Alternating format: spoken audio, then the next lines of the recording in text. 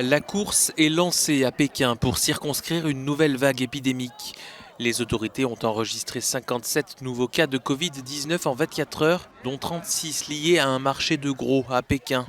Une vingtaine de zones résidentielles proches du marché ont été placées en confinement et 24 centres de tests ont été ouverts. 10 000 personnes ont déjà été dépistées. La Chine souhaite réaliser 46 000 tests.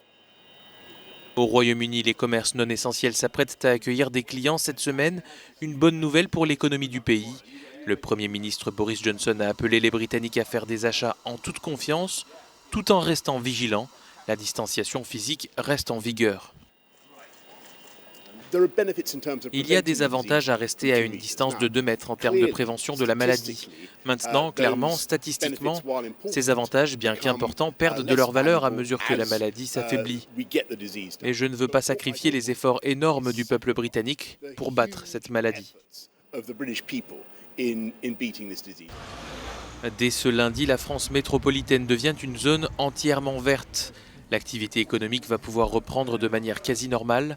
En région parisienne, les restaurants et les cafés sont de nouveau autorisés à accueillir des clients à l'intérieur de leurs établissements. Mais les rassemblements restent toujours très contrôlés sur le territoire.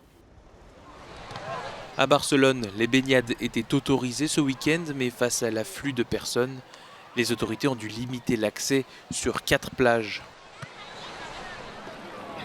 Enfin, en Jordanie, le plus célèbre des temples de la cité antique de Petra reste vide. Les derniers touristes ont quitté les lieux le 16 mars, à la veille de la fermeture des aéroports du pays. Le secteur représente 14% du PIB et emploie quelques 100 000 personnes.